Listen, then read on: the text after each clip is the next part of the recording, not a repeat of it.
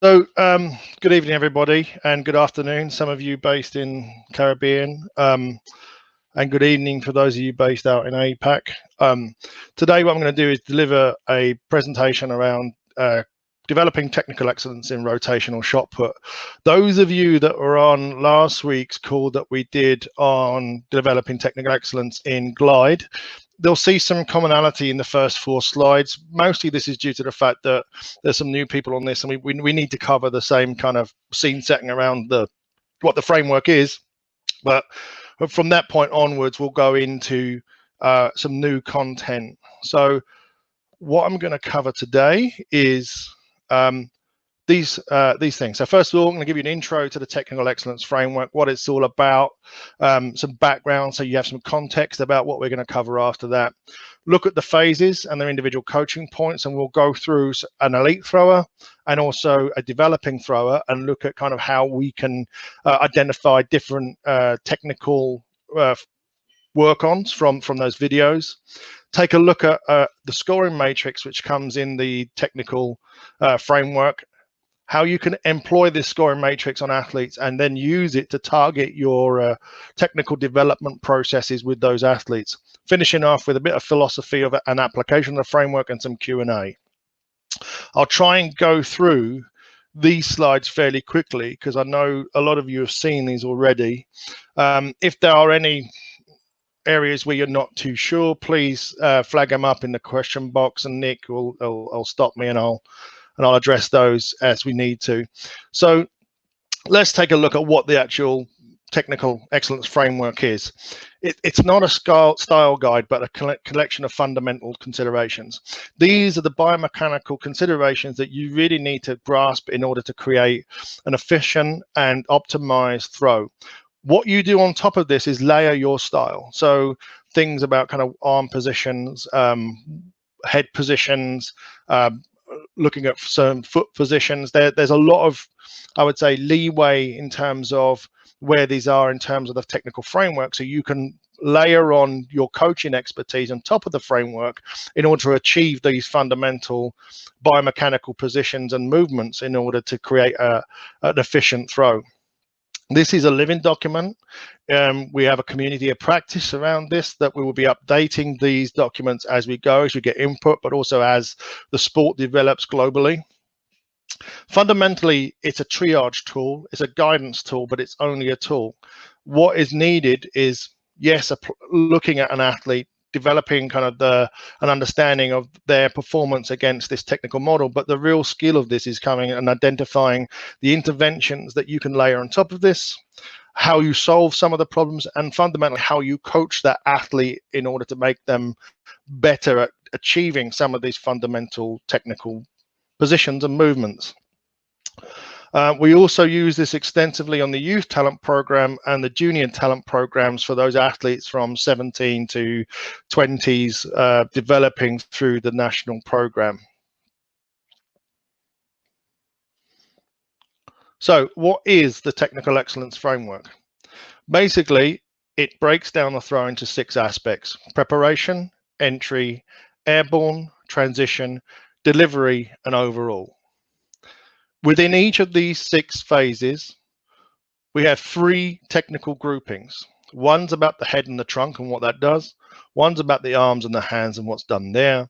And the third one is around the legs, hips, and feet. What do we do around those areas?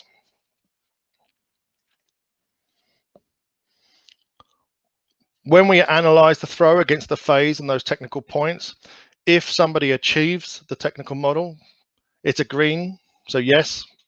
If they don't, it's a 0. And then when you add the 3 points together for each phases, you get a score out of 3. If it's a 3, you're green. If it's 2, you're amber. If it's 1, you're red. And basically those scores get accumulated, and you can identify phases of work, phases areas where there's some consideration that you need to do some technical development, and those areas of the body, whether it be head and trunk, arms and hands, or legs and feet, that really need to have some work. And finally, understanding how to connect them all together. And I think this will become a lot clearer for those of you who haven't done this before when we get a little bit deeper into the presentation, because we'll actually go through a scoring process with a developing athlete so that we can show you how to apply this and kind of what the work-ons we've put into place with this specific athlete that we're going to cover. So slide 6. So what we're going to do now, we're going to go into the preparation phase.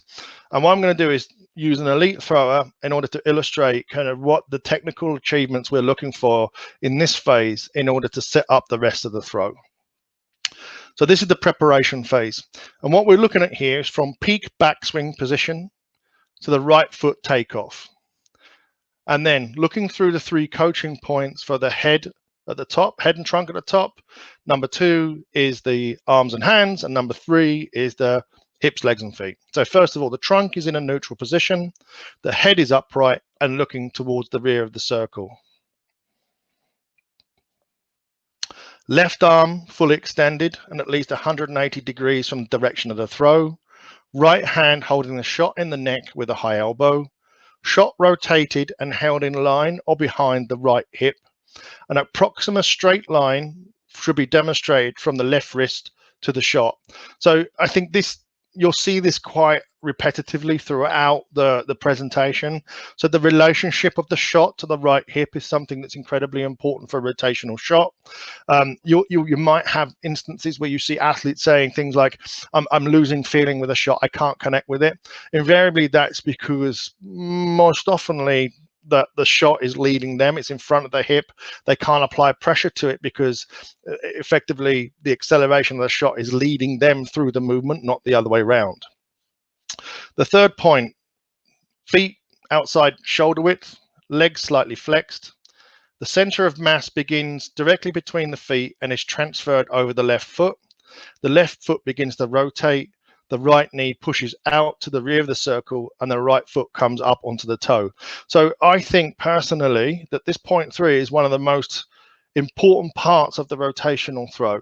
So first of all, getting the center of mass pushed over to the left-hand side, especially in the more junior and developing throws, is incredibly important. And also getting the right foot off extremely early and pushing it out rather than letting it drag or kind of follow a following path behind the left hip. So getting it out, getting it moving. What I'm going to do now is we're going to pull up from the text and go onto a video and take a quick look at a thrower that is doing this now. So let me just call up the video. So this should be slow-mo. So let's have a look. This is Joe Kovacs, and this is from the World Championships in Doha, where he threw 2091. We talked about a number of different athletes to use as an example for this. And even in this final, you look at Walsh, Kovacs, and Krauser. They hit very similar positions. They had very different styles. We could have used all of them to do this, but Joe Kovacs fits the model we think that's most repeatable and also something that we can demonstrate the framework. We didn't look at any female throwers because we feel fundamentally that we assessed a few, but there are the differences in some of their technical achievements were not quite where we wanted to see them in relation to what we wanted to present here. So you're stuck with Joe Kovacs, which I suppose isn't a bad thing. So let me play through this a little bit so you can have a quick look. So I'll try and put this on repeat so you can watch this a couple of times.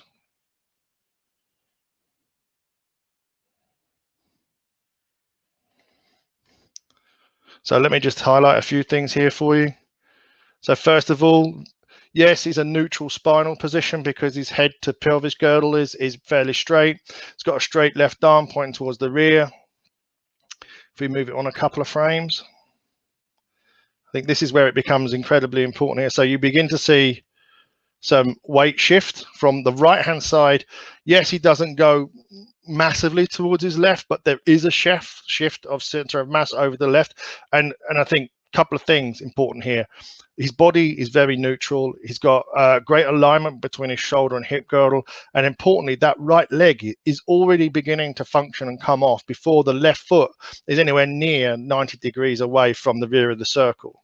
And you can see that at the very end of the movement, his right foot's already off, and the left foot is pointing towards the left. So he's got an extremely active right leg. You could argue that the ball is in front of his hip a little bit here, but Joe's got a massively kind of aggressive right leg, comes off early and allows him to get his hip back in front of the ball very quickly. So that's the preparation phase. And what I'm going to do is I'm going to go back to the presentation, because I've got a couple of stills here that will highlight some of these. I think find us 7. So here we are. So again, what I highlighted is transferring the weight from the middle over to the right a little bit, but still extremely neutral in position. Interestingly, on the top picture, you can see the ball is hidden, so it's a nice distance away from the hip, so it's behind it or in line with it.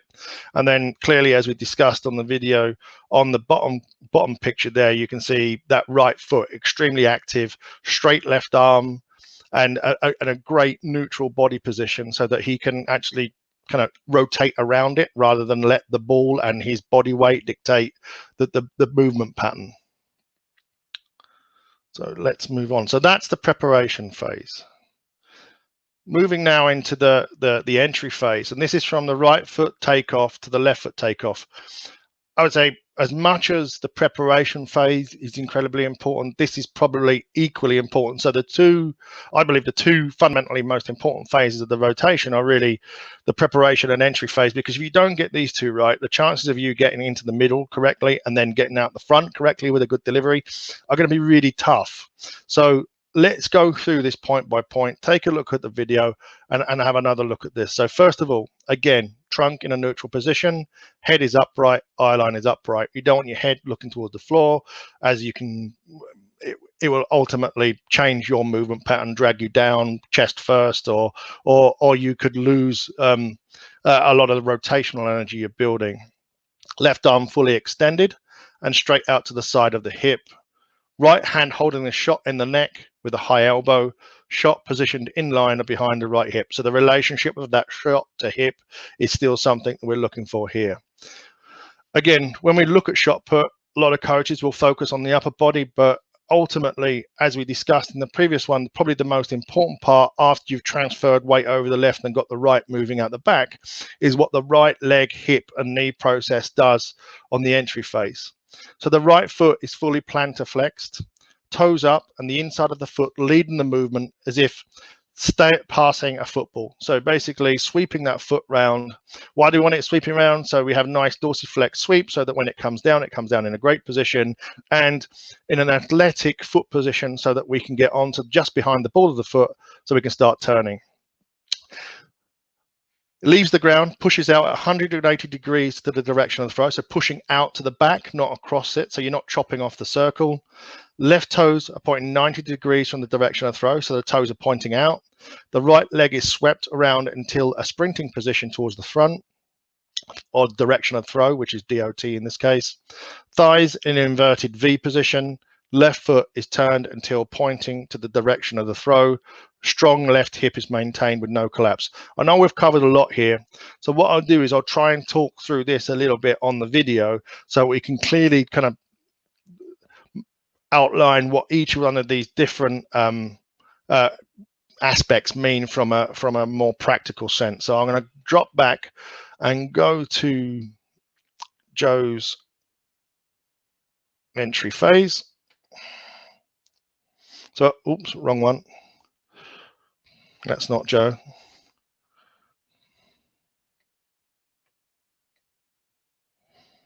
Let's try this one. Here we are. That's a bit better. So this is where we left off last time, where you can see Joe coming up onto his right leg, up onto his toe, pushing the right knee out. Left foot is turning and his weight's beginning to push over to his left. So let's watch it from here. I'll play it again a couple of times.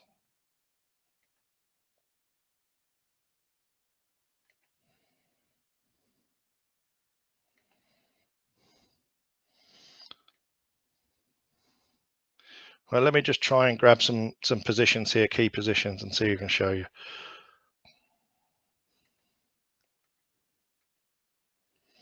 So you can see this very active right knee and leg here. As it comes round into the sweep position, dorsiflexed, pushed away from the direction of the throw. A very nice inverted V position between his knees. The shot is behind or in line with his hip. His left arm is up high. So what you'll find is that some throwers will drop their left arm at this point. If they do that, they become very chest heavy and they'll blast through the middle of the circle. He's got a really nice neutral body position. So his head to his pelvic girdle is really nice and neutral. And ultimately, and when we come to the next phase, which is the airborne phase, you'll see that this is crucial in order to create the drive and position across the circle and through the transition phase. So really great positions from Joe. What I'll do now is try and isolate some of these on some stills for you.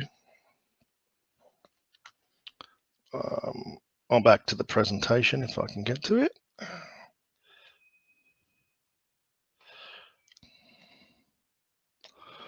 I'll go back.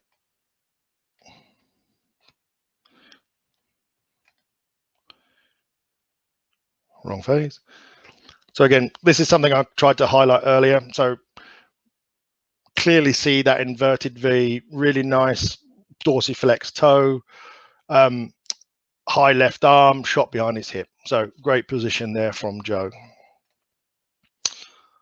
So moving on to the next phase now, we have the airborne phase. So this is from left foot takeoff to right foot touchdown. And this is where it gets really, really interesting, because if you haven't done kind of some good things in the first two phases, the chances of you hitting all of these is going to get smaller and smaller. So focusing on at this point kind of some of the really interesting stuff you needed done before is kind of almost more important than kind of what they do now. But let's have a look at what we, so if you're assuming that you've got the first two phases correctly, what does the airborne phase look like? So trunk slightly leant forward with chest up towards the direction of the throw. Head is upright and line of sight is toward the left sector line. So you don't want to start seeing somebody crumpling, hinging at the waist, or leading too much in with their head and shoulders. You want them still to be quite upright. Line of sight is really important here. So you want them focused on something towards the front of the circle so that they don't over rotate their chest going through here. I personally, when I coach this, trying to think about them not letting their left arm extend too fully round behind the circle, trying to keep it within a manageable range so that they can bring it back into a wrap more effectively. And we'll talk about in the transition. But the chest position and kind of that trunk rotation should ideally be stabilized by the head and also a very neutral position. The left arm is fully extended and parallel to the ground. As much as kind of having a stable trunk position, having a left arm that kind of drops here can lead to a very unbalanced transition phase, and then that leads to, again, to another unbalanced delivery phase. Right hand holding the shot in the neck with a high elbow, shot in line or behind the right hip. Accelerate towards the direction of throw with emphasis on driving off the left leg. So some of you might, I coached George Hyde. One of the things that we've worked with George a lot on his rotation is that he was very right leg dominant coming out the back. We threw 1857 last week, which is pretty decent. The guy's got huge amounts of capacity to go even further, but coming out the back, he was very right leg dominant, and he thought the energy giver was really about his right leg driving across, but in reality it's not. It's the most critical thing is that left to left process. So driving off the left leg and then getting it down as quickly as possible is kind of probably more important than what you do with your right leg in terms of giving energy to the throw. And a good example of kind of understanding whether somebody's doing that effectively is looking at the shin angle as they come out the back. So the left leg leaves the back of the circle with a 30-degree shin angle. If you've got something like an app like Technique on phone, that's really easy for you to measure. So after you've got them understanding that left to left is important and the left leg drive across the circle is probably the most important factor, understanding what the right does changes a little bit. You don't want them traveling too far on the right. You want the right to floor as early as possible. So what we're looking at here is the right comes to the ground early and the foot lands with the heel off, but close to the ground, and the foot pointing to the rear of the circle. What you will see in a lot of rotational throwers, even the most elite ones, and you'll probably see it a bit in Joe in a minute, is that when he does land, he'll land a little bit up on his toes, but he quickly gets into a very strong ankle position, athletic position, so he can rotate really fast on his right foot and engage his right knee and hip process as early as possible into the delivery phase, or the transition phase, and then the delivery phase. So bearing that in mind, so trunk forward, chest upright, parallel left arm to the ground, left leg punch across the circle, and right leg to floor quickly is kind of what we're going to try and look for in this next video. So this is one of the videos I had problems with earlier, but I'll try and hope it.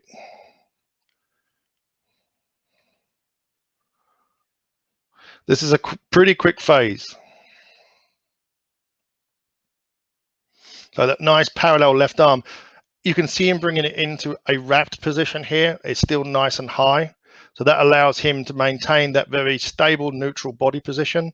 You can see that his left leg is driving extremely hard, providing that rotational element to his hip girdle, and his right foot is coming down nice and early. Yes, you can see here it's a little bit up on his toe, but ultimately further on in this, he gets down quickly into an extremely strong position. So I'm going to close that up, go back to the presentation, and hopefully there were a couple of stills in this that will clearly show kind of what I was talking about on that video and in the previous slide.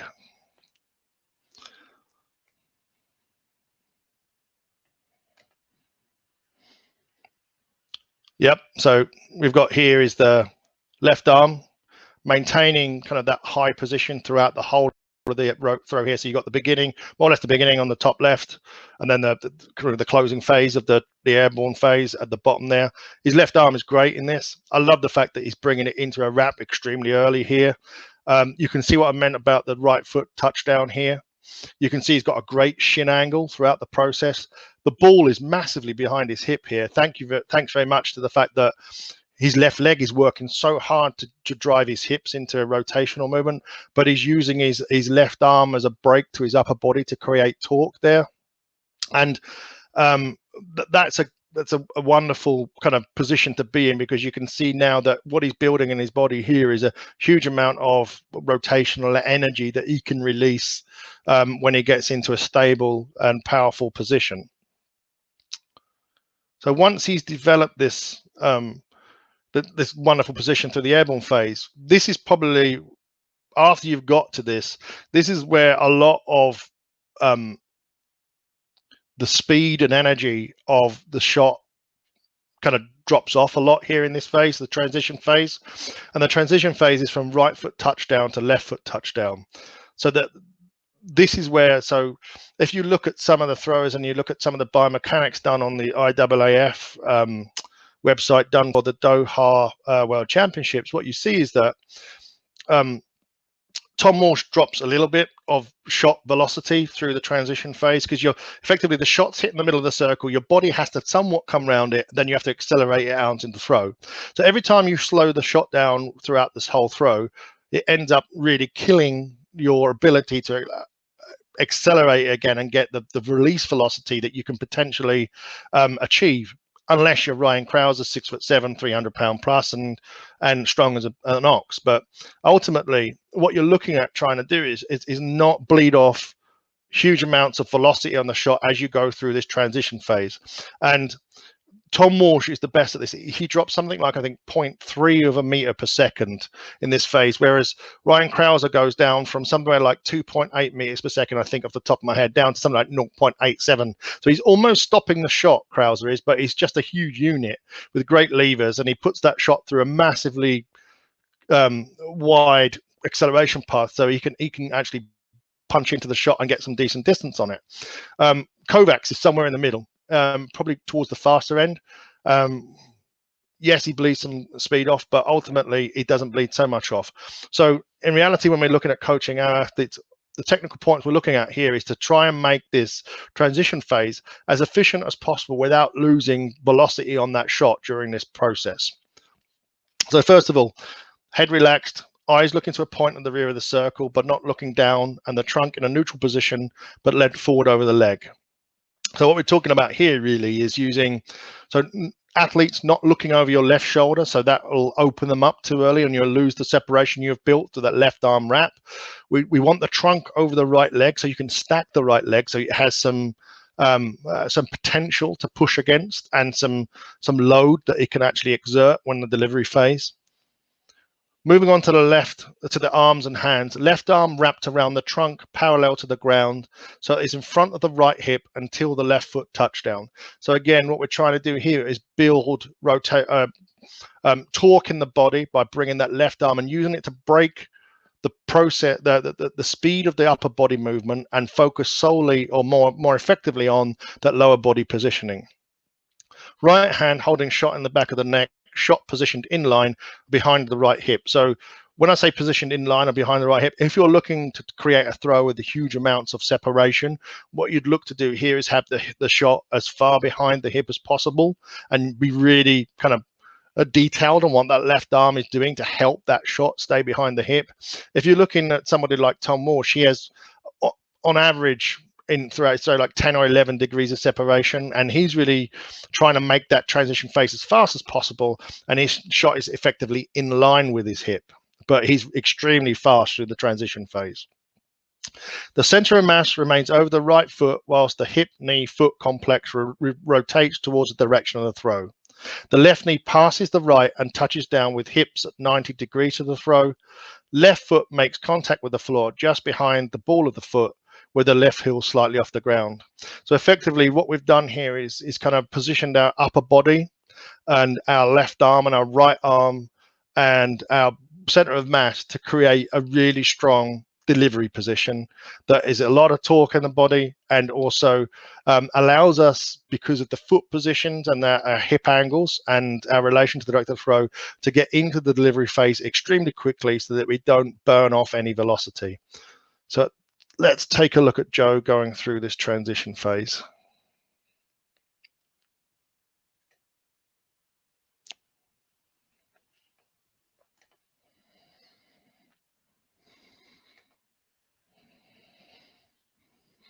I'll try and share that a couple of times.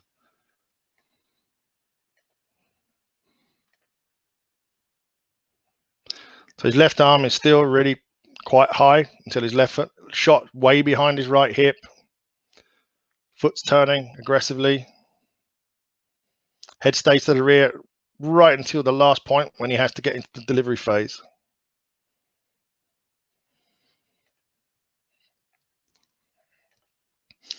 Sorry about the phases in this are extremely small, so it's hard to do this and get suitable video that's going to be slow enough to show this in too much more detail, because this is actually a really slow frame rate. I think no, airborne transition phase. So this is the end point of the transition phase, and what I wanted to use here is just to highlight the fact that what I love about this is his hips are already to the right of the circle, so pointing to the right of the circle. That ball is so far behind his hip, which is incredible given kind of the size of the man and the speed that he actually generates through the throw. Left arm is extremely high into the rear of the circle. He's got his center of mass really loaded over that right leg.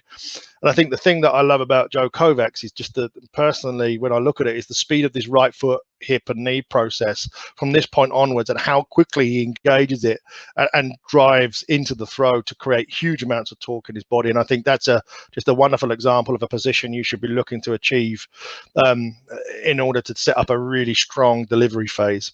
The other thing that I would point out here, if you look at him at this holistically, he's extremely well balanced. He's nice and tall.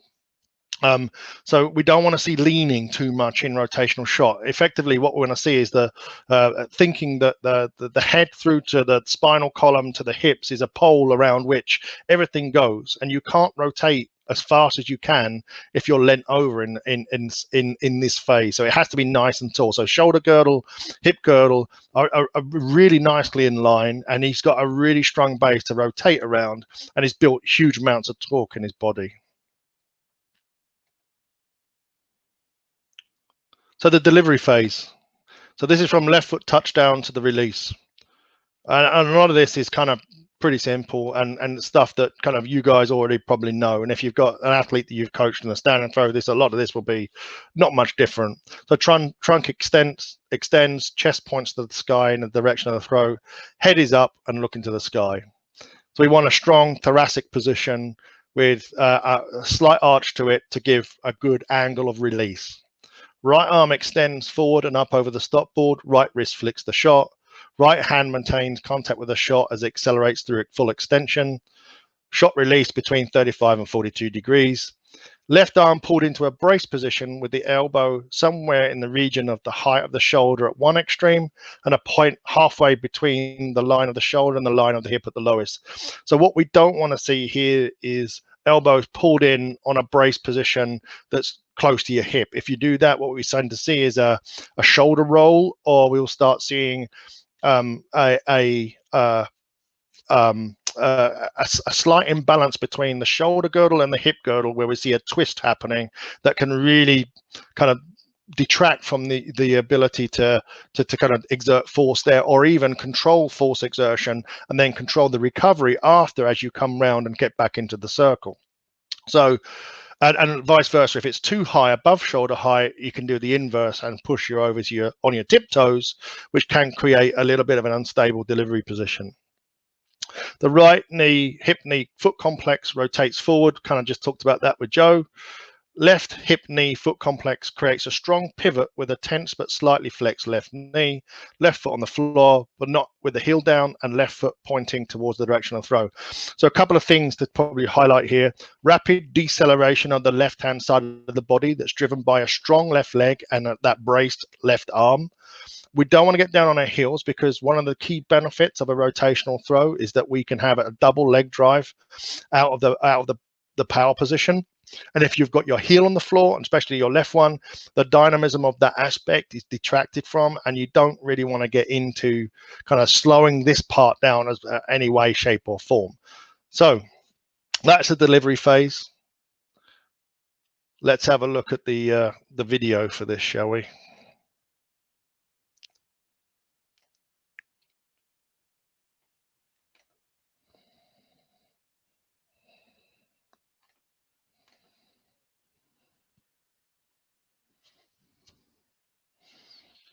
The left foot, strong brace, left arm bracing just below shoulder height. We look at the elbow, but you see some athletes will have a bent elbow. You can have a straight arm here, but the technical framework, we look at just the elbow position, not what you're doing with the rest of the arm. Very strong neutral body position throughout the delivery, so no rocking and rolling there, really just about creating rotational energy or unleashing the rotational energy that is delivered through that throw. Good contact with the ball all the way through, and a great flick on release. Just before we kind of finish on this one, just look at what his right leg does here. You can see the really active right foot here, really pushes his hip through, and a lot of rotational shot putters will look at this and say, look, I'm going to try and drive my right hip down the left sector line, because that'll give you huge amounts of hip engagement. And if you look at where his right foot lands when he's actually released the ball, it's towards that right sector line, which is a great indication of what he's trying to do with that hip there. Right, let's go back to the presentation.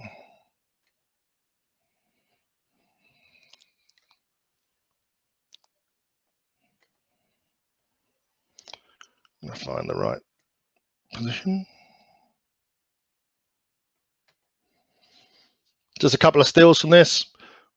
Left one I really love is because you can clearly see in that left one that really strong aligned neutral position, strong left arm, strong left leg, hips pointing to the front, great foot position. You can clearly see him driving off there, and ball's only just coming out of his neck there, and everything's aligned, everything's coming through. So he's in an extremely strong position. And then clear one of the benefits there of the rotational shot in the right hand picture, off his feet. There are some differences in style in terms of what this looks like. Sometimes you'll see, so if you look at Tom Walsh, it's right foot off first before left. Most of the American throwers are left foot off before right when it comes to the front, really focusing on a dynamic hip drive and not staying as grounded as much on their left leg. High left arm, strong brace position, and great contact with the ball all the way through, released at a great angle. So you can see here kind of what the other phases have set up in terms of this wonderfully fluid, controlled, balanced, but also powerful movement that he's generated, which is really built around rotational energy and not kind of a more linear process that some rotational throwers will look to implement, especially early in their careers. So let's look at the last phase of the framework and how we look at that. So what we've done is we've gone through everything and looked at kind of each one of the different phases of the throw. When you look at rotational throwing, probably there's one element of it that is kind of, you can't really kind of measure it that objectively, but the rhythm of the throw is probably the most important part of rotational throwing as well. So once you can achieve the positions, building that rhythm into the throw. So as Vestein, Hafstein, so I'm going to clap again, so I apologize if you guys, so it's that. So having that kind of acceleration and build into the throw with that double clap being the right and left foot coming down are incredibly important in creating the acceleration, but also the timing to achieve some of those really complex positions as well. It's important that they're sequenced together, and I'd say that in rotational throwing more than probably some of the others, we look at kind of legs, trunk, and arms in that order. So you don't want to really see arms leading legs pretty much throughout the whole of this throw. What we see is a lot of rotational throwers super active on their upper body and less active on the lower body, or reactive. So the upper body is leading the throw. What we really want to see is a more passive upper body. Yes, there's going to be a very aggressive wrap, and we want them to have really strong arm positions at specific phases. But in general, we want to see those legs, feet, and hips really dictating the movement pattern, because you can't shoot a cannon from a canoe. You need a sound, solid foundational base, and the way to build that is through those legs and that lower body dictating kind of the way that this moves. And finally, the intent. So the throw demonstrate an acceleration through elements. And this is probably more critical than when we did glide shot put. I personally think that not dropping speed through any phase inordinately. So you are going to drop stuff. You have to understand that you're going to drop speed, but not dropping speed or velocity of the implement, not the athlete, but the implement, throughout any phases is one of the keys to making sure an athlete is an extremely successful I would say exhibitor of the rotational shot put. So before we move on, what I wanted to do now is we've looked at each one of the different phases. We've talked a little bit overall. Let's have a look at Joe throwing throughout the full throw, because to me, it's a beautiful thing.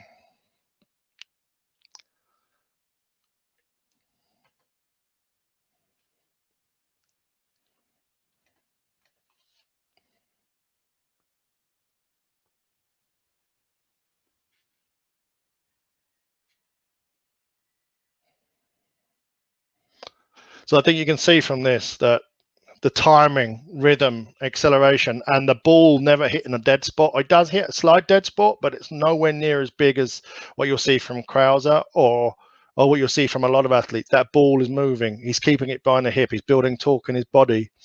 And I think the thing for me when you look at Kovacs is the bit from right foot touchdown to release is super efficient. It's one of those things where you can see him clearly working on building a really, really strong delivery. He obviously sets that up early on, and personally probably was a little bit more transfer over the right, but what works for him is that he's brilliant through the middle of that circle.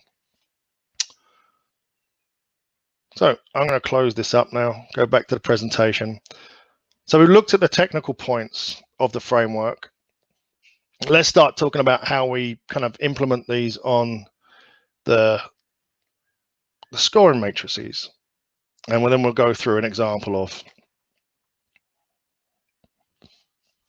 So apologies again for some of you who've seen this already before, but this is what the scoring matrix looks like on the bottom of our technical excellence frameworks. So what we've got here is each one of the phases on the left-hand side, and then you'll have point 1, point 2, point 3. So point 1 is the head and trunk points, point 2 is the arm and hand points, point 3 is the legs and hips points, apart from the overall, which are slightly different. So what you can see here is that if you're getting a lot of red in 0.1, you've got a problem with your head and trunk. So you're not scoring points, so you get a 0, 0, 0, 0 on your head and trunk in a lot of these. You're probably going to have an issue with your head and trunk. That's something to really focus your technical development on. Likewise, if you're getting red in the airborne phase, I would say that that's causing you problems. There's going to be an issue that you've identified that you probably need to address. And by addressing the airborne phase, I don't necessarily mean that you're going to have to address the airborne phase. What you might need to do is address the entry and preparation phase before that are affecting the airborne phase, or there's something happening for it which is causing you to have issues later on. And I think that'll be clearly illustrated by the exercise we're going to go through next, which is looking at applying this same scoring matrix and framework to a developing thrower and taking you through that process. So let's have a look. Let's go to, so I'm going to take you through this phase by phase on the video first, then we'll come back and discuss it in terms of what we're seeing here. So before I do this, I'm going to tell you who it is. I'm going to find the video first. This is, I'm going to show you some videos of Chris Demichi. I coach Chris. He's a rotational thrower, and he's, how can I put it? He's 17 years old, developing rotational thrower, throwing 17 meters on a 6K, first year under 20s, huge amounts of potential and a real appetite to learn about the sport. So the kid's got a great future. And when you look at kind of what he's doing here, you can see that he's got a lot of this stuff nailed. There's just a little bit of it that needs a little bit of work. Unfortunately, with Chris's videos, I can just show you, I'll show you the rotation full at the end, but for some reason the video for the preparation phase is not working. So we're going to go straight into the entry phase. And it was filmed on my mobile phone. So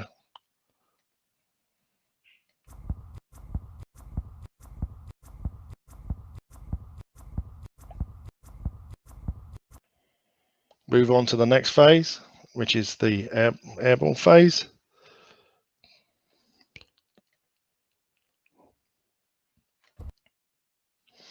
Very short airborne phase from Chris. It's kind of funny when you do it that way as well. But you can see some great things from Chris there. Great left arm, foot probably landing in really dodgy position, but we'll talk about that in a minute. Let's have a look at Chris's transition phase.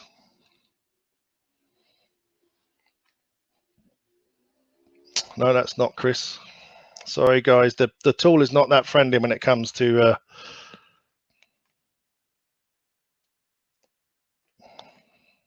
this should be Chris. Let's have a look. I'm going to put this on repeat again for you guys. So a couple of things here that are already you can see are causing him some issues.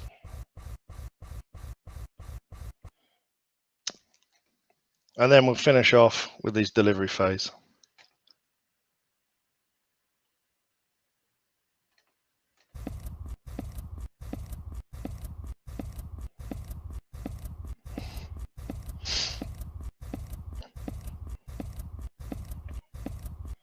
Right, there you go, that's Chris.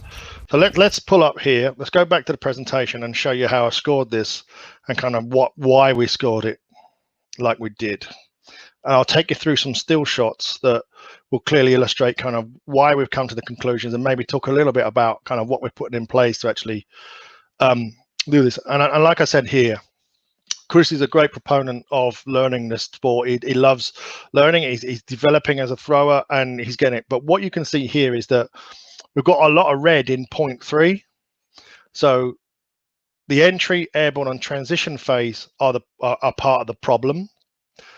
And what identified as part of this is the right foot is too late to take off. It's not to ground early enough. It stops moving when it hits the ground. The left arm drops, weight over his toes on delivery, and the sequence is out of order. So we've identified a lot of things there, but I would argue that ultimately all those things are are really driven by kind of one or two really simple things that are done actually on the preparation phase, and kind of the bridge between the preparation and entry phases. So let's have a look. I've got some slides here. So this is on the left hand side there. We've got the end of the preparation phase going into the entry phase, and this is, I apologize, this is the video that didn't actually line. Didn't load into the platform. What you can see here is Chris's left is pointing towards the left hand side of the circle. In the framework, we'd ideally be having to look at that right leg coming off already, but as you can see here, his right leg is grounded and he's not up on his toe and punching that right knee out to the back of the circle.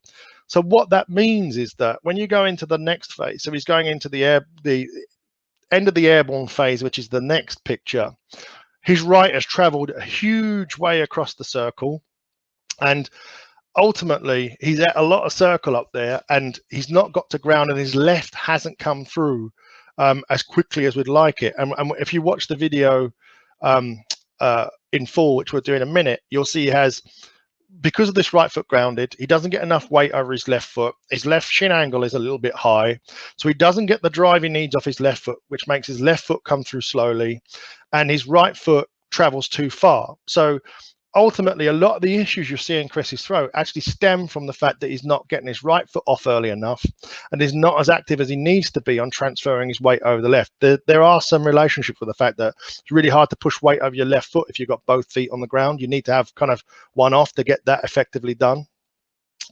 So if we move to the next one, what you see in the next slide is some of the net effect of what we're seeing here. So on the top one, we're kind of halfway through the transition phase there. Chris has done a really decent job on the wrap, but because he's loaded that right foot excessively in an inefficient way because of kind of where his foot landed and traveled and the activity he's had to do to catch up with the ball because his right foot was late off the back, his right foot is absorbing so much stuff that it's actually not turning now. When that doesn't turn, his left arm drops and you'll see him drift over to his left, probably a little bit too early in the throw. And then the bottom picture, I kind of like this because what we saw earlier with Joe Kovacs, we had this really strong, neutral, upright, balanced position on delivery. With Chris here, we've got over his toes a little bit. He's really struggling to kind of get that, how can I put it, battleship position rather than the canoe shooting the cannon, and it really does impact on his delivery phase. By the way, this throw was like 17 plus, which is still really effective for a lad of his age.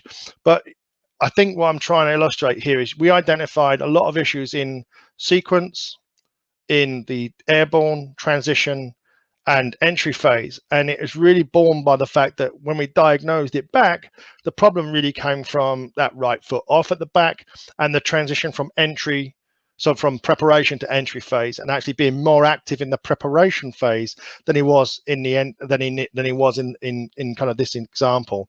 And we're doing a lot of work on drilling the back of the circle and effectively just working that back and making sure his right is more active out the back of the circle. So let me just pull up here and show you the full throw from Chris. So hopefully what I've said there will resonate with this video.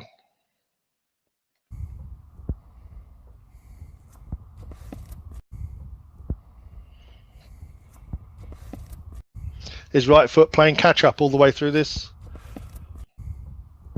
Watch where the ball versus hip is. It's kind of in front of it for a long portion of this throw and kind of really destabilizing his ability. So if you look at kind of Kovacs rotating really nicely around a very strong, neutral, upright body position.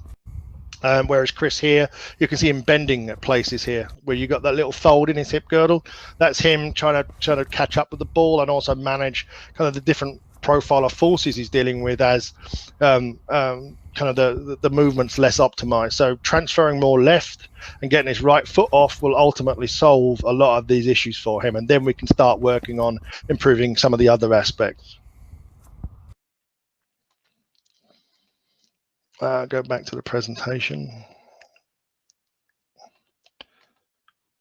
So I just wanted to follow up, finish up now with, let me just get to the slide, just a little bit about the philosophy and applying that technical framework we've just gone through with an elite thrower and a junior thrower. And those of you on last week's call, a lot of this is exactly the same. I'll blast through some of them. There's one different one in here than last week, which I think is I need to highlight in this instance.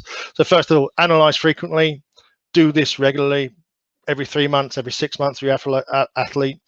Have to apply your style to this. So I'm going to coach very differently to a lot of you. I'm going to have a different style to a lot of you, but ultimately a lot of the fundamental positions that you need to make, and the movements you need to achieve, especially kind of the activity on the right foot, strong left hip out the back, transferring weight over the left, and the upright, more neutral body position to rotate around are incredibly important.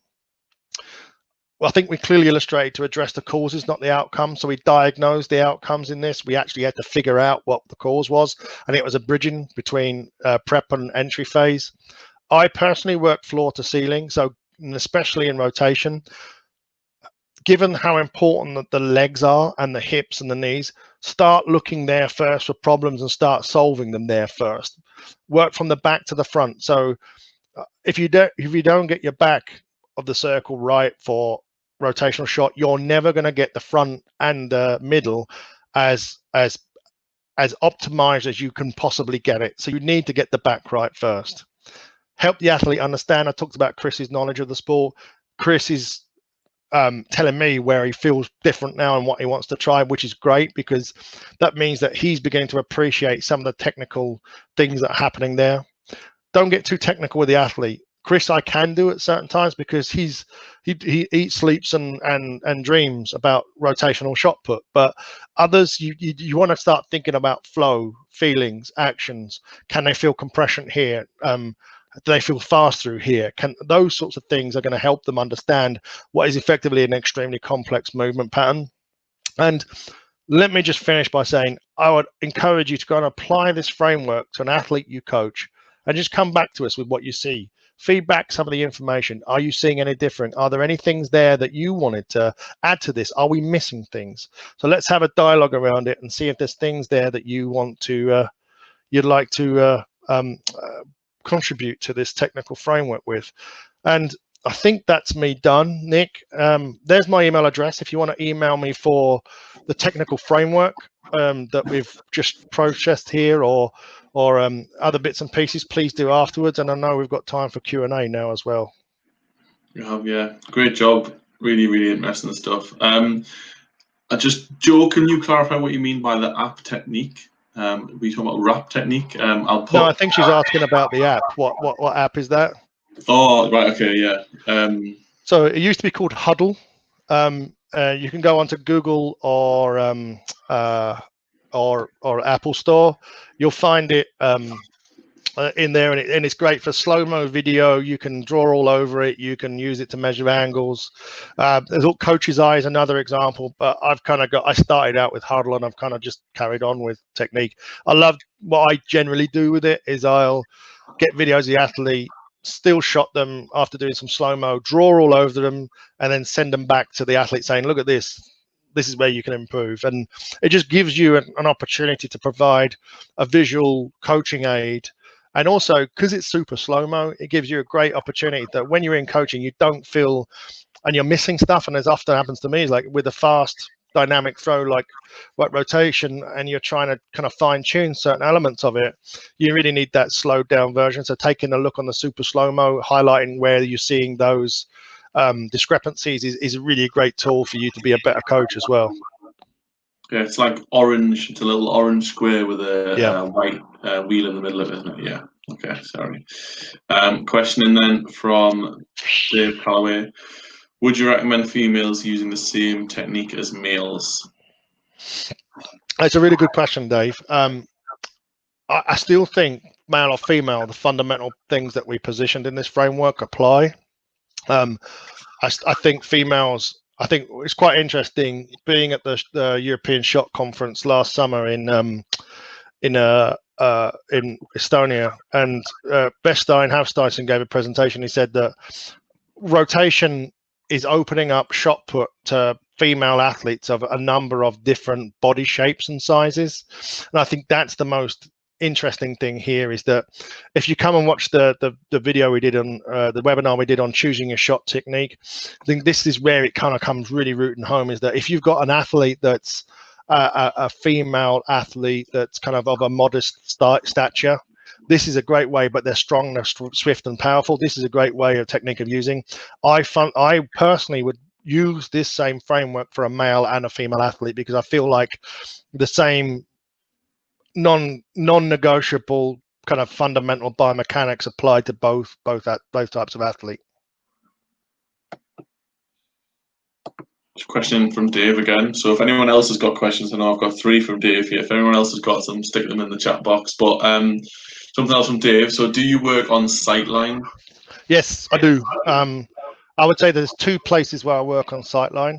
The first one is on the entry to airborne phase. So we kind of mentioned it in the framework. So trying to have the athlete look down the left sector line as they come out the back, so that it doesn't allow their chest to open up too much. And then secondarily, when they hit the middle of the circle and they're loading that right leg in the transition phase, having them look to the rear of the circle and finding a point of reference there is also, I think, an important thing to do in order to help them break the or slow down their upper body movement in order to create more torque ready for the delivery phase. So they're the two places where I use sightline and points of visual input. Last one from Dave. Oh no, I've done that one already. Nick, come on. Sorry. I know. Or Spencer, should I say? Spencer tonight, aren't one from Bill. You mentioned sometimes the chest is down as they move the right foot. What would you recommend to correct this issue? So my experience, chest positions are usually influenced by 2 things. The left arm.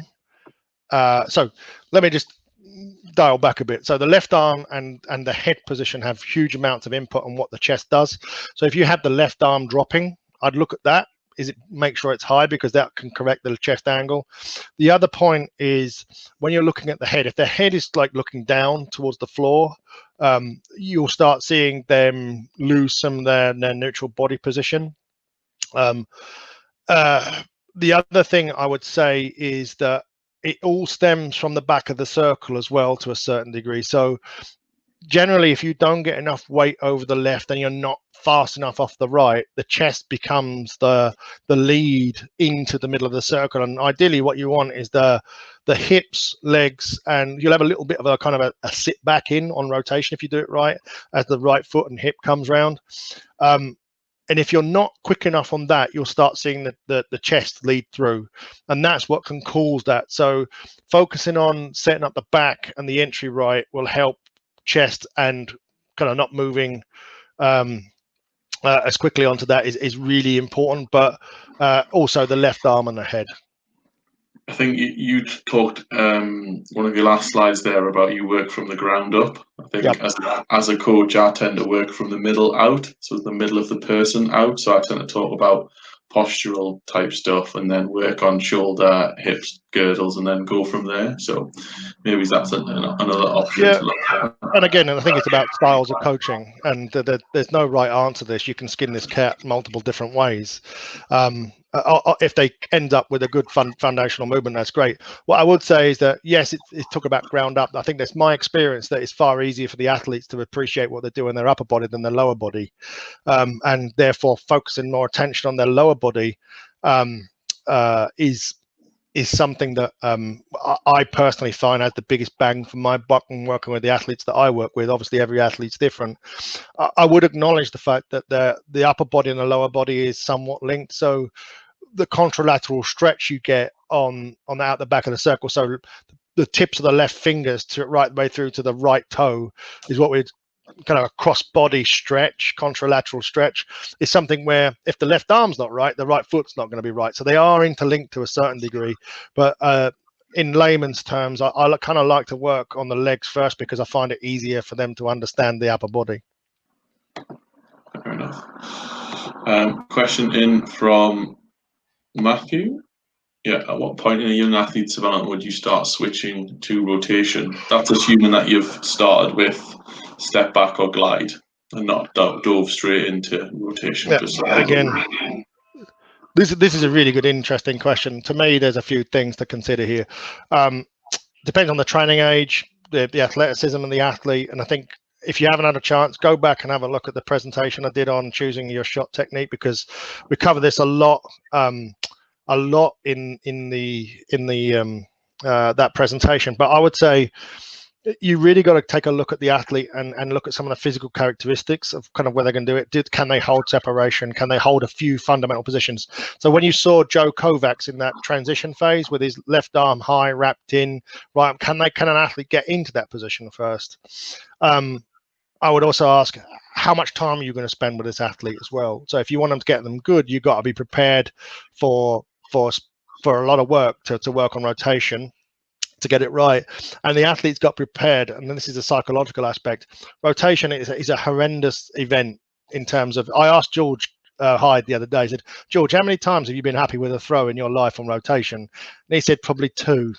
So when you think about it, rotation has such a huge margin for error and a very small window for success, that when you start on this process, you've got to make sure the athlete's prepared that it ain't going to be easy going. It's going to be a tough gig, and they're going to work really hard at kind of making those technical changes. But ultimately, the responsibility comes down to you as a coach, having that discussion with your athlete, and also making the right call based on the unique characteristics of that athlete and what I would not personally look at rotating an athlete at 11, but I have done it with a 13-year-old, for example, who was quite mature. So it really comes down to you. And I've also played with rotation for a 20-year-old, as some of us know. So it's really, I can't give you a straight answer for that, but the test you can do to see if this works is spend a little time, like 35 minutes, just kind of getting the basics of what we just got over in the fundamental movements, then get them to throw a few times. If they get within a meter of their PB on the linear, it's probably worth having a look at making a more permanent switch. Yeah, just to sort of, if you wanted to know where the webinar that Stuart mentioned there, it is an Athletics Hub already, so you can log in there and get that for free. So is the Glide one as well, I noticed today. Yeah, so is the Glide one, yeah. But the one about choosing your techniques is already on Athletics Hub. So questioning again, so most problem of intermediate rotation shot putter is the position in the end of the transition phase and power position. The left leg is too open. What is your advice to fix this? That's a good question. It's really hard to make a comment without seeing a video, but I would suggest that probably signifies that the athlete is right leg dominant in the entry to airborne phase, and they're not working their left hard enough. I would look at how far they're traveling on their right leg and really get the athlete to start thinking about that left to left activity. So soon as get the left off early. So you've got to get, first of all, weight transfer over to the left out the back. Make sure you're getting a great shin angle at the back. Get off of it. Drive off your left. Forget what your right's doing. Get them to focus on the left leg, left to left. You can also use training aids. You can go super maximal, where you could look at using bands to speed the leg across. So you put a band around their knees so that you can improve the speed of the foot across there. But ultimately, I think it's really about helping the athlete understand that it's probably due to the fact that they're focusing too much on driving their right leg across the circle and not enough on that left to left hard push off the left. Question from Matthew. Can you recommend any drills, exercises to improve ankle stability, strength and dynamic balance? So before Stuart jumps in, so we do have a presentation webinar coming up soon on developing the physical characteristics to throw far. So I'm sure in part of that it'll be some of the preparatory type exercises that'll help develop ankle stability and balance. So, but Stuart, if you want to. Yeah, I would encourage you to do that as well, because that's Mark Chapman doing that, and he's kind of a senior lecturer at Greenwich University in physical and development and sports coaching and all that sort of stuff. So he's got huge amounts of actually academic work on this, which is really useful. I steal a lot of his ideas regularly, which is great. So for me, there's a few things. I've done quite a lot of this with a couple of the younger throwers I work with. First of all, I think it's about a couple of things. First of all, you got to build mobility in the joint process. A lot of the stability and strength comes from the fact that it's a weak joint process and they don't have the support structure. So strengthening the white tissue around it and getting it mobile. So we're using like resistance bands and ankle flexion, and that knee to wall. So using a band to extend that knee to wall, so you get more flexion in the ankle. Looking at the processes around it as well. I think when you start looking at building the white tissues and stability in it, you can look at BOSUs and wobble boards. First of all, can they do a lunge whilst on with 1 foot on a BOSU and 1 foot off? Those sorts of things. I use stability, so I'll have one of my athletes, Lily. She'll have in a lunge position on a BOSU, and I'll get her. We'll be throwing a med ball back and forwards to each other. So she's actually stabilizing that joint process in a dynamic environment.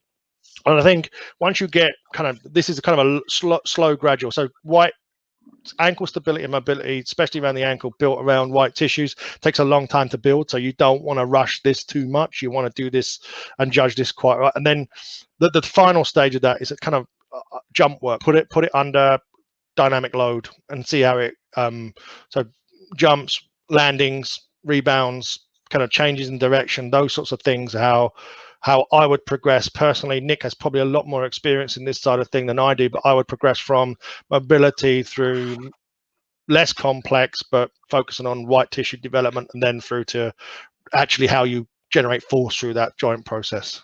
Yeah, so in the first instance, I would try and assess the flexibility, so the range of motion around that joint. So Stuart's already mentioned a knee to wall is a really good test for that. So see what range you can get through, and then I would sort of play around with, well, what active range can I get in that? And then I'd try and do stability through instability types of work, which Stuart's mentioned there, so potentially like jump, landing, and absorption that way. But yeah, playing around with doing things in different planes. So instead of just doing things forwards, do them backwards, sideways, rotate, land, and change that up like that. But yeah, I would start off, get an assessment for the ankle range first, and then go from there. But you can incorporate a lot of that type work into your warm up. A lot of single leg works, lunges, single leg Romanian deadlift type things like that. So plenty of things to play around with. But yeah, I would get an assessment for it first, and then you've got something to build on. Just like Stuart said before about just trying to do something you can reflect back on later on. So make some sort of diagnosis. Questioning from Dominic. In the preparation phase, should the athlete push against the ground with the right foot to get the rotation going, or spin using upper body momentum? I would say it shouldn't be. I would hesitate of using the upper body in anything to generate momentum out the back. If anything, you want it to be a little bit more passive. I kind of look to say keep the left arm inside the left knee and keep the shot behind the right hip is kind of the coaching cues that I give a upper body. So that makes it quite passive. What I tend to do is ask him to think about being active on the left foot, grinding the left foot in the floor as they kind of compress against it, but getting the right foot up. And I try and get them to think about kneeing something out the back of the circle. So really thinking about what the knee's doing rather than what the foot. So punching the right knee directly out to the back of the circle as they rotate that left leg and get on it. That's kind of the coaching cues I use. I would typically not cue any sort of upper body dominant movement throughout the any of the phases until we get probably to the later phase of the delivery. Fair enough. Question from Levy. I have a thrower who gets stuck in the back and use their left arm by throwing it open to get around. How do you keep an athlete from getting stuck at the back? I would say it depends on the athlete again. I mean, what sort of body mass do they have? How tall are they? What are their athletic characteristics? I mean, what's their vertical jump, mobility, that sort of. I'd look first of all at physiology and whether there's a physical prep limitation there that you need to work on. That would be my first port of call. The second one would be really working hard on drilling and breaking down that movement a little bit. So what's worked for me when you get athletes stuck, they're usually either overthinking it or they don't have a understanding of how to start the movement. Typically, once you get a movement started efficiently, it'll keep going. When you have that starting and it's keep going, you can then fine tune it. So I work a lot on a starting cue, so there's something that they can do. And to me, we do a little drill of kind of the preparation phase, just to get people used to, like, this is how you start. So that start phase becomes almost metronomic or autonomic, so they don't have to actively think about kind of getting the right knee off, punching it, and turning the left foot. So focusing on physiology, then looking at a cue or an activity that's going to take away the thought processes of starting at the back, but still get them off in a very efficient and technically proficient way. Question from Caroline. Oh, there we go. Do you use whole part movements? If so, what percentage? So do you do mainly throws, or do you break it down? I think that's what that means. So that's another good question. I prefer, if I could, to do whole movements, because to me, I think that you get, so a whole movement could be a number of different things. It doesn't have to be a full throw. A whole movement we could isolate down into, say, a pivot through the middle, a wheel, a step in, a South African, a stop and go. I try not to do too much work on standing throw, and unless there's a direct need to do so. So if we need to educate a position at the front, yes, we'll do a little bit more standing throw. But ultimately, I think that the adage that you should come across in your kind of coach education of whole part whole is kind of really important here. So start with the whole movement, shaping the whole movement, isolate areas that you need to address and work on those parts, and only work on them until you know that you've got them in a good enough shape that you can then move back to the whole.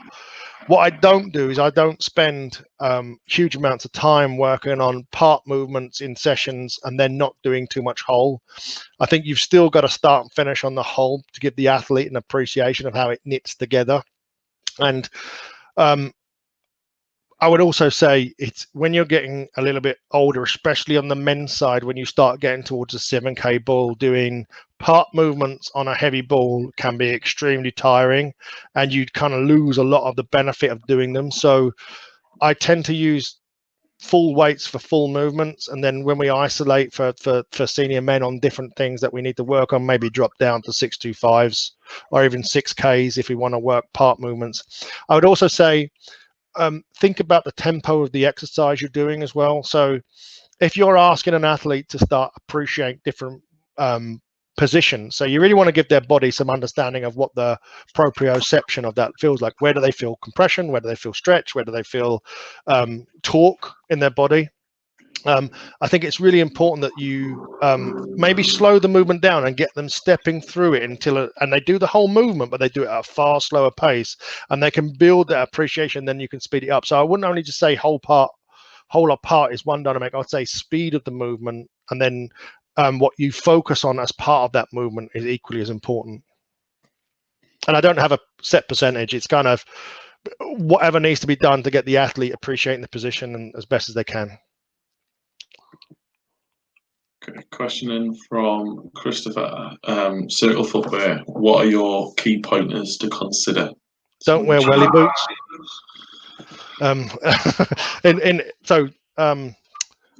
There's probably, if you look at Nike, probably Nike and Adidas are the two main footwear proponents for shop shoes.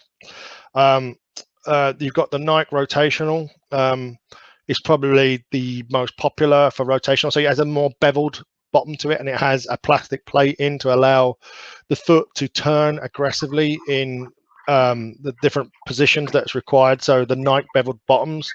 The Adidas shoes, most of them are pretty flat and designed for gliders. There are a couple that are rotational orientated, and I think it's very hard to get some of the rotational movement out of the flat Adidas shoes. I know other athletes that like different Asics. My daughter loves the Asics ones. Doesn't like Nike and doesn't like the Adidas ones. But I would say that if you're looking at rotation, probably you're erring towards something like the Nike Rotation as the choice. But ideally, you want something with a beveled bottom and somewhat of a decent instep on it as well. I mean, I wish this webinar was brought to us by Nike, but it's definitely not. There's lots of brands out there available to everybody. If Nike want to get in touch and sponsor this webinar, I'm open to it. Yeah. Chris was just asking for combined too, Nike. Yes, it depends. Are you doing a combined rotator or are you a combined linear thrower? I mean, again, if it's a combined rotator, yes, look at Nike.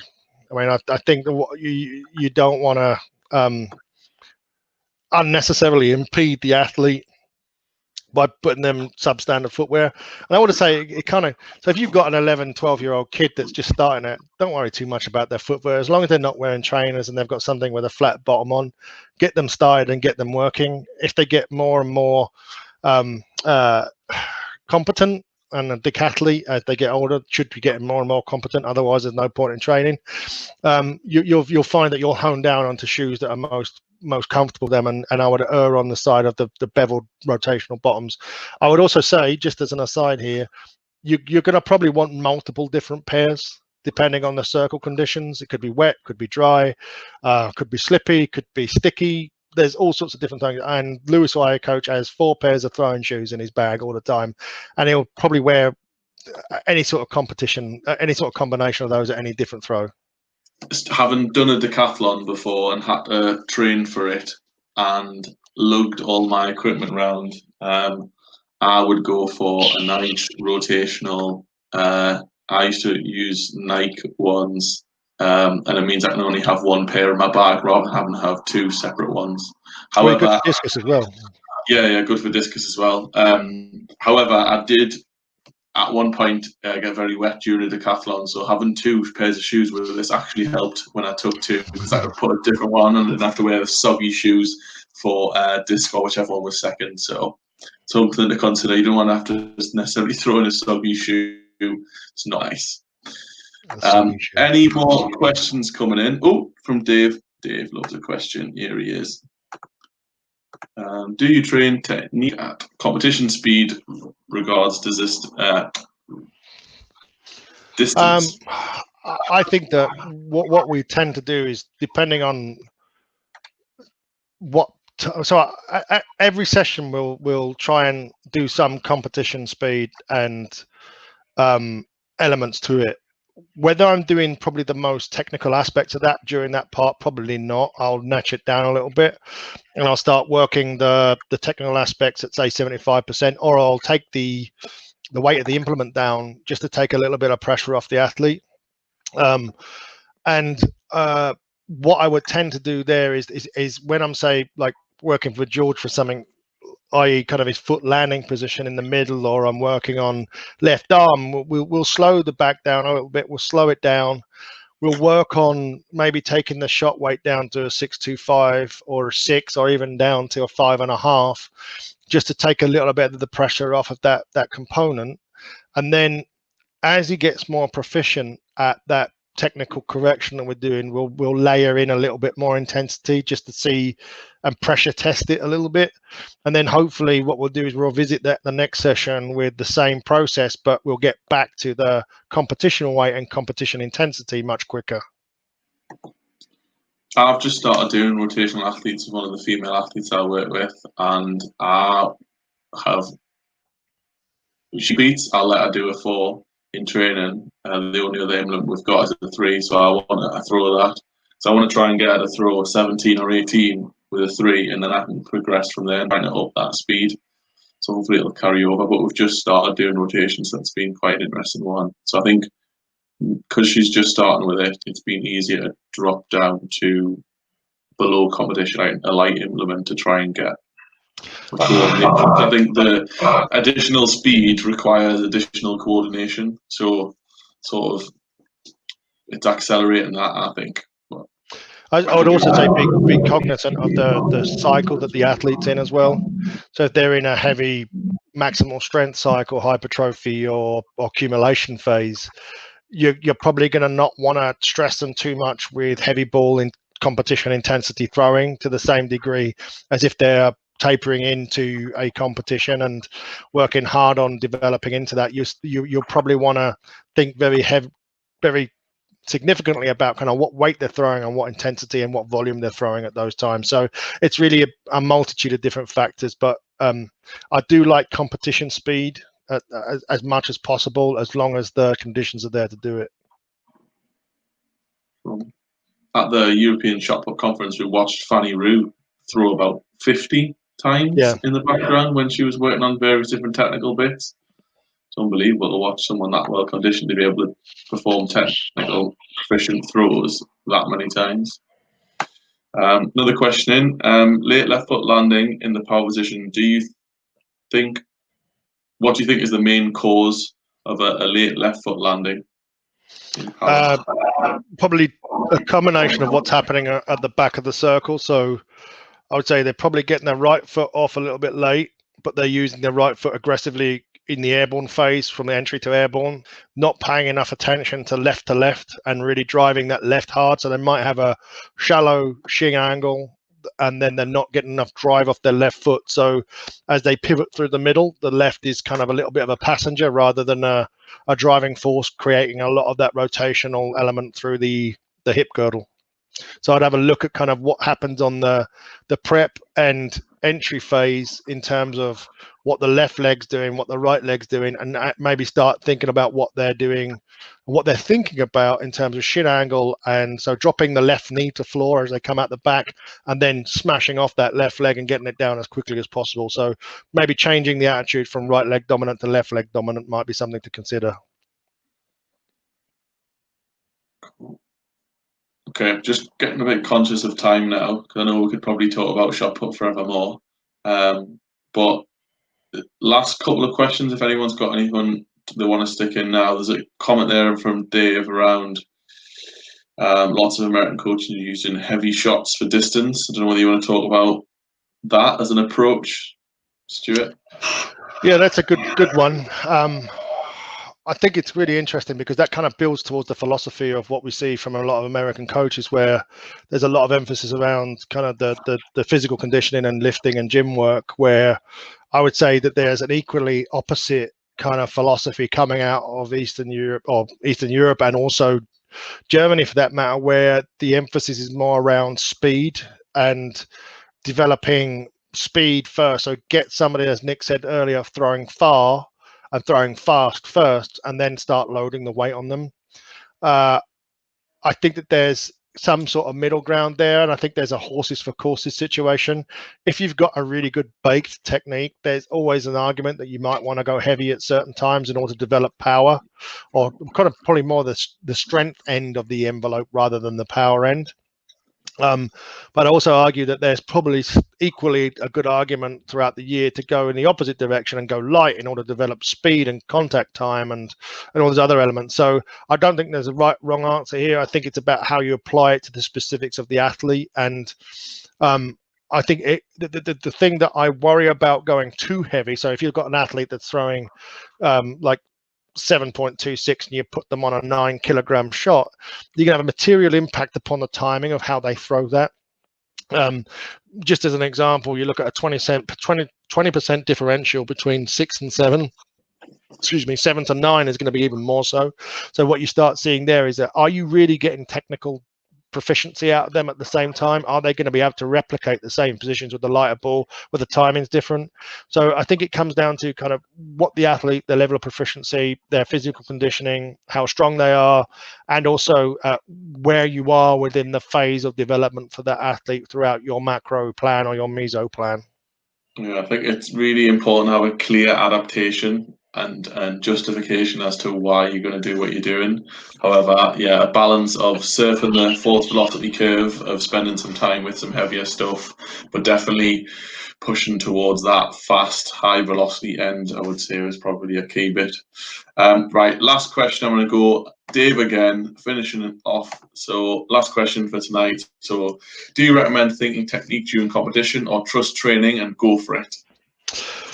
Dave, you've been full of good questions tonight. This is like a tough job with you around. So I would say that when you look at an athlete, and this is something that I've kind of been working with, and I don't know Nick's aware of this with some of the GB Psych team, you're looking at, there's a Venn diagram of 3 interlinking circles. You've got task demands, the resources of the athlete, and then the importance they place on the event.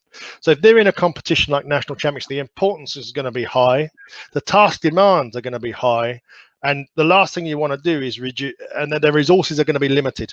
So the role of the coach, in my opinion, at that point is to reduce the task demands by making it as simple as them as possible, in order and ideally have their resources or their ability to understand it and apply it in that competition be greater than the task they have at hand. So when we're looking at kind of what we do in competitions, I think there are elements of making technical corrections in the competition, but they can't be too difficult. They've got to be something that's kind of easy to understand, very simple, something that's going to be, you don't want to kind of fill somebody with like 7 technical cues to go there, because you're going to blow their chances.